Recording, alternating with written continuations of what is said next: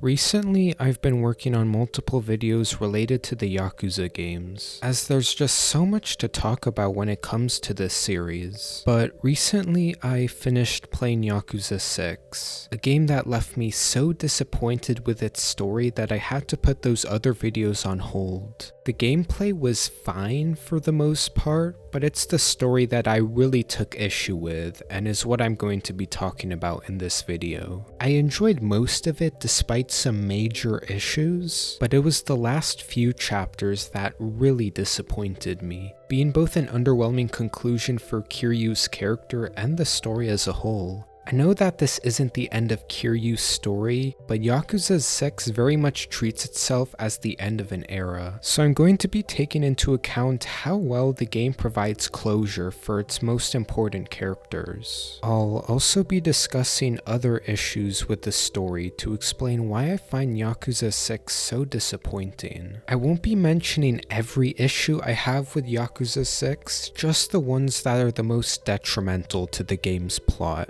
Also, the video will contain spoilers for Yakuza 6, but if you don't care about spoilers and haven't played the game, I'll try to give context so you'll still be able to understand my points. One issue that becomes clear from the first chapter is how many important characters are sidelined to shift focus to the game's new cast. With the exception of Kiryu, who is the game's protagonist, pretty much every reoccurring character is written out of the story. The earliest example of this is with the arrest of Saejima, Majima, and Daigo, three Yakuza which have been very important throughout the stories of these games. This was basically done so the villains have the opportunity to take over the Tojo clan, which is the Yakuza organization these men are a part of. I'm not too bothered by this plot point since it makes enough sense why each character got arrested, but it begins the trend of sidelining previous characters for the sake of new ones. The game also doesn't mention the Ryudo family from Yakuza 3, who helped take care of Kiryu's orphanage whenever he was gone. It almost implies that when Haruka ran away, she left these children to take care of themselves for 3 years, which probably wasn't the intention, but that's very much how it comes across. We should have at least gotten a mention about the Ryudo family or whoever is taking care of the children. On the other hand, a character who would have completely changed the game's story is the Florist, a powerful information dealer who has established mass surveillance throughout the city of Kamurocho. Throughout the series, he's been an ally of Kiryu, giving him important information to solve whatever conspiracy he's involved in. So much of Yakuza 6 is Kiryu trying to find answers on his own, and if he met with the Florist at any point, this story would have been so much shorter.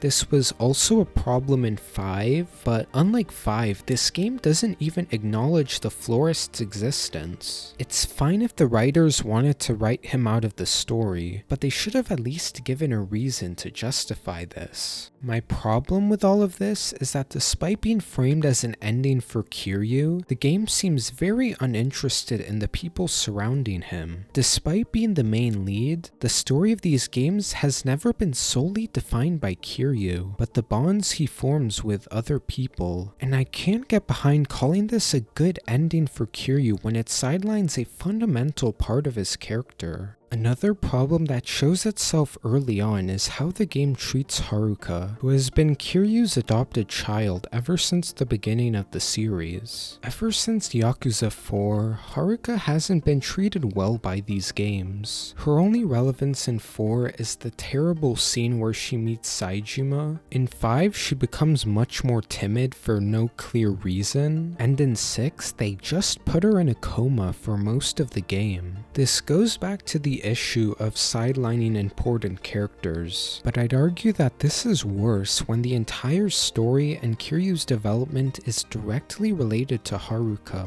There's also the subplot of her pregnancy, which I have two big issues with.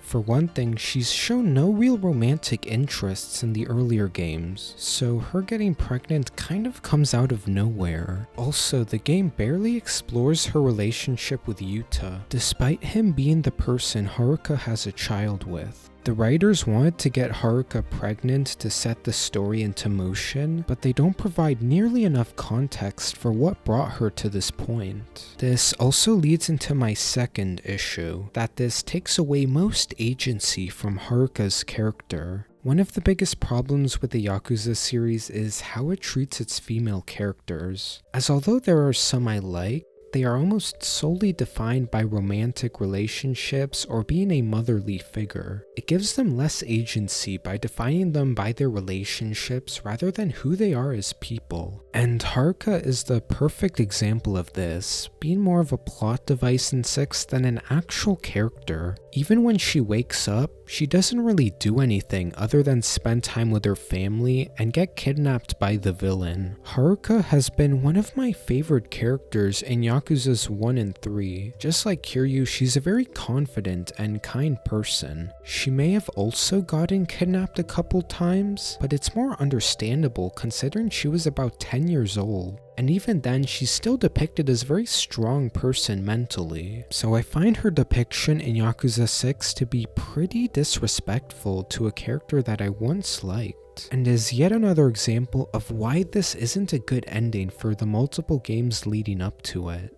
Now that I've talked about early issues with the game, I'll shift my focus to issues that show up later on, specifically how the game wraps up certain plot points in very unsatisfying ways. And I'll start by talking about Someya, one of the game's minor antagonists. Someya is such a weird character to me. I went into the game expecting to like him, but left feeling very mixed. I think the strongest part about Someya is what he represents, which is what the Yakuza have become with the passing of time. Kiryu has been involved with the Yakuza since the 80s, and has a very different view of what it means to be a Yakuza. While his views are very noble and idealistic, Someya's are a lot more cynical, treating the Yakuza as a business more than a way of life. He doesn't even see the point in a back tattoo, while Kiryu sees it as an embodiment of one's ideals. That's why I find the first fight with Someya one of the more interesting narratively, since it's a clash of ideals over what makes a Yakuza. But besides that, I don't think he's a very good character. The way he treats Kiryu has always felt strange to me. On one hand, he shows a good amount of respect for Kiryu, even bashing another Yakuza's head in for disrespecting him. Yet he also seems eager to remind him that he's a relic of the past, which is basically the same as what that random Yakuza said, but more articulate.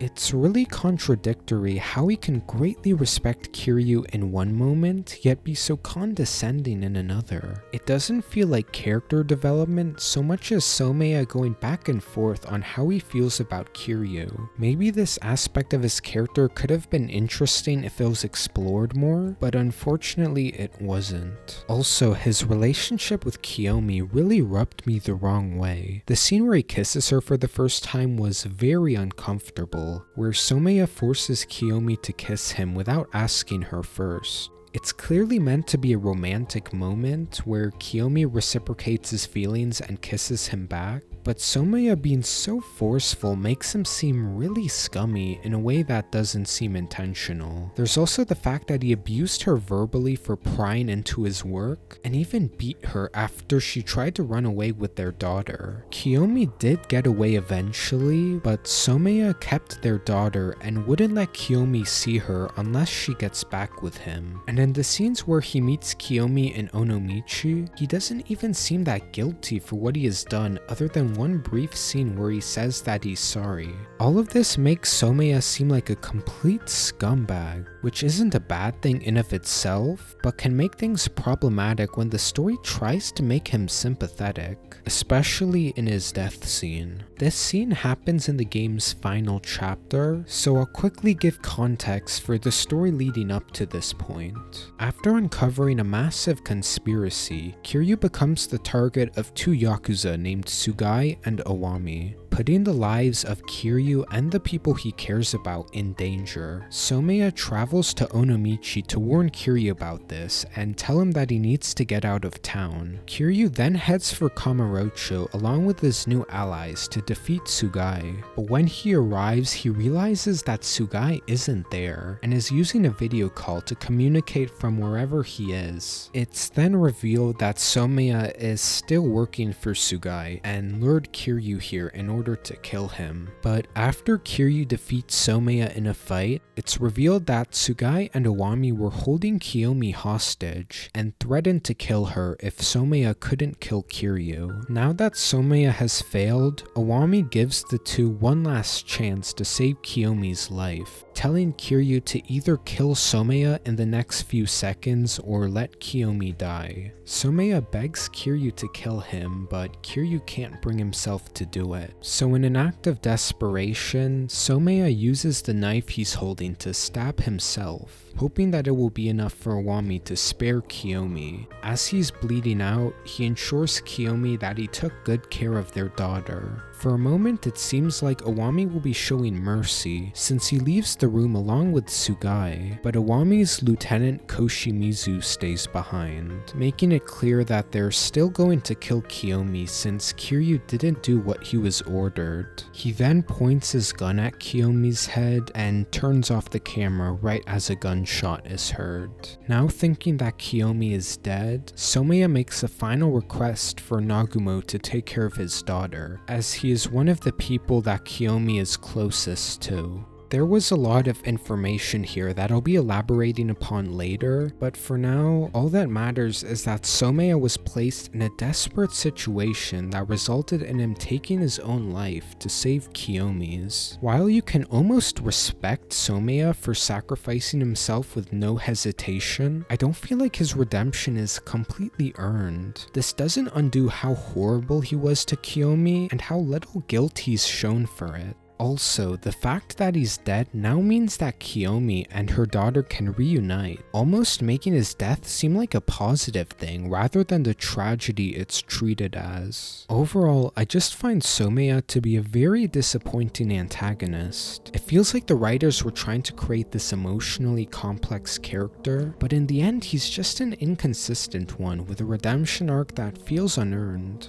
And then there's the secret of Onomichi, which seems to be a more divisive element of Yakuza 6. The game spends a good amount of time in the town of Onomichi, where Kiryu searches for the person Haruka had a child with. Along the way, he befriends a local Yakuza group called the Hirose family, led by the seemingly friendly Toru Hirose. But after a certain point, Kiryu learns that Onomichi is hiding a dark secret, one so important that Hirose is willing to kill people in order to protect it. Kiryu's search for Onomichi's secret leads him to an old shipyard that's hiding a massive warship.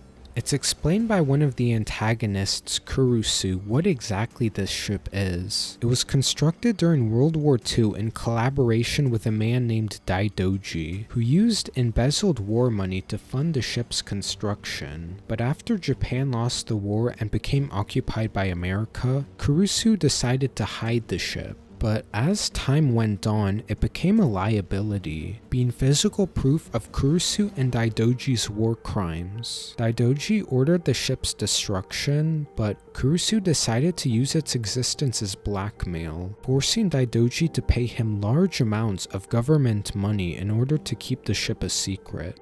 When I played the game, I didn't completely understand why this was a big deal for the story as a whole, but now that I do, I still find it underwhelming. While it's a very important plot point that sets the final chapter into motion, the reveal itself means little to nothing for the main characters. Yakuza 6 creates a lot of anticipation around the secret of Onomichi, giving the impression that it would completely change how we view the town, especially when Hirose is killing people in order to protect it. but the reveal itself only really matters for the people in power and doesn't have much to do with the town itself. It's also revealed that the secret doesn't even matter to Hirose. This whole time he protected the secret without knowing what it was because of his loyalty to Kurusu, so this twist has no direct impact on Kiryu or his friends in Onomichi, which doesn't make it a bad twist, but makes it underwhelming since it was hyped up to have more personal significance for these characters. It's an important plot point for the story, but it isn't the earth-shattering reveal it was set up as. It's only in the final chapter that we realize who the main villains of Yakuza 6 are, those being Sugai and Iwami. I'll mention my issues with those characters in the next section, as I first want to talk about a related plot point that felt very cheap. Iwami choosing to have Kiyomi killed is a very important moment in the game's final act, leaving Someya to die thinking that the person he loves is dead, and making Kiryu hell-bent on killing Iwami, but it's then revealed in the epilogue that Kiyomi isn't dead.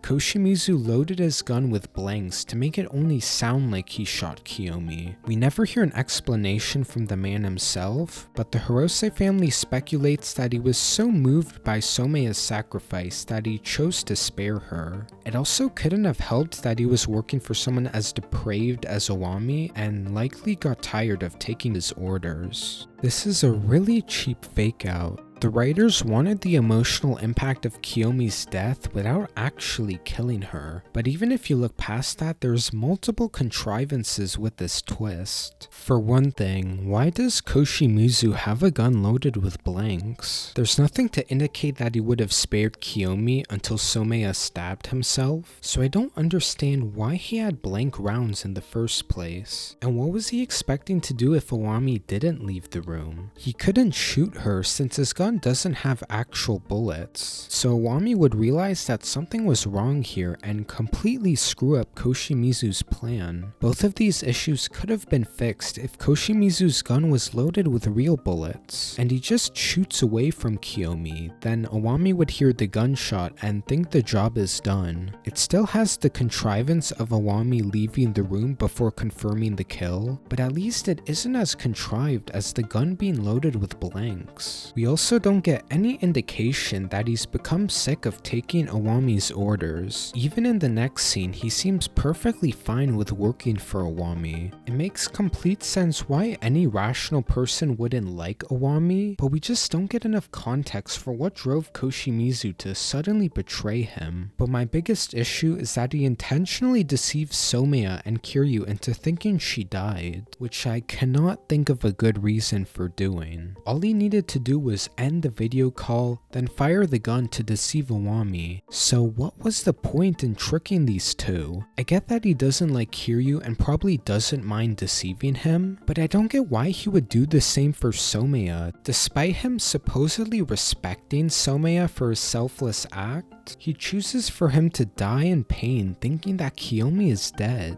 If this twist is an attempt to show that Koshimizu isn't that bad, it doesn't work since he still deceived Someya like this in his final moments. It also feels like a cop-out when Kiyomi's death was an important driving force for Kiryu's character, where he's now fully willing to kill someone in order to protect those he loves. But after the final boss, we learn that she wasn't actually dead. This is an incredibly cheap way to write a story, killing off a character to drive the plot forward only to reveal that they were alive the entire time. It blows my mind that so few people talk about this twist with how much damage it does to the game's final chapter, and unfortunately it isn't my only issue with the final chapter. I've avoided talking about Iwami and Sugai to focus on other issues with the game, but now that we're at the final chapter, I need to talk about these two. Iwami and Sugai are some of the worst antagonists in the Yakuza series, and I'm not just saying that because they're unlikable. That's clearly the intention by the writers, and I don't have an inherent issue with unlikable characters, but the writing tactics they use to make them unlikable are so cheap. You can make any character hateable by having them murder puppies, but that's not the same as building up a character to make the viewer genuinely despise them. And the way Iwami and Sugai are written more resemble the former method. We get very little of them for most of the game since they're sidelined by the game's other antagonists, but in the final chapter we see them do some heinous things to get what they want and make anyone who gets in their way suffer. Whether it's taking Kiyomi hostage to force Someya and Kiryu to fight to the death, or taking Haruka and her son hostage so they can torture Kiryu. But besides that, there's so little going on with their characters. They're both cowardly, spiteful, and will stop at nothing to get what they want. But their backstories and motivations are so underdeveloped due to how little screen time they get. The writers try so hard to make you hate these characters, but barely consider anything else about them. They're complete plot devices to push Kiryu past his breaking point and justify him faking his death in the final cutscene. It makes the ending feel really contrived when the game had to force in these cartoon villains to justify it. My final issue I'll be talking about is how it treats Kiryu's pacifism. Kiryu has never been a complete pacifist in these games, as there are multiple examples of him killing people, but these kills are usually in self-defense, as he refrains from killing people in any other scenario, and there are some scenes where he goes too far, but in general he's pretty consistent with this rule. But suddenly Yakuza 6 acts like it's a huge deal that Kiryu might kill someone. When Kiryu gets a call from Someya around the end of the game, Someya seems surprised by the idea of Kiryu killing someone, as if pacifism was a fundamental part of his legacy. Even Akiyama acts like his reputation will be ruined if he kills someone. For one thing, Kiryu isn't the type of person to care how other people think of him, so I don't know why Akiyama thinks he cares about his reputation. But I also don't understand why they're acting like this is a fundamental part of his character when that has never been the case. It seems especially reasonable in this situation, where Iwami and Sugai are going to kill his loved ones unless he can stop them. But even looking past how contrived this moral dilemma is, the story does nothing with it. After creating anticipation about whether he'll kill the villains or not, the problem more or less resolves itself.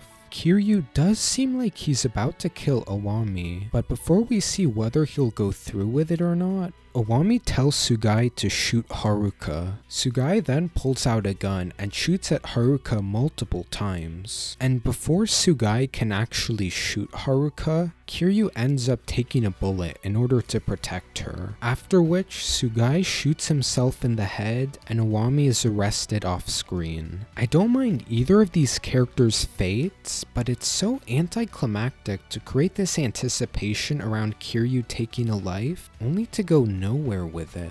I genuinely don't know what the writers were thinking here. This plot point is not only pointless, but misinterprets Kiryu's character in order to justify itself. While I don't think Yakuza 6 has the worst story in this series, I find it to be one of the most disappointing. While there's a lot I enjoyed about the earlier chapters, it's a story that got worse the longer it went on. It works poorly as a conclusion for the last 6 games leading up to it, and even on its own there's so many issues with the story and characters. Even with all the parts I liked about Yakuza 6, those last few chapters left such a sour impression that I can't consider it anything other than a disappointment. And it just makes me glad that Kiryu's story doesn't end here. I already know that he's going to be in later games, and they handle his character a lot better from what I hear. So I'm really excited to play these games, and I hope that they show a bit more respect for the story and characters than Yakuza 6 did. Anyways, that's about it. Thanks for watching.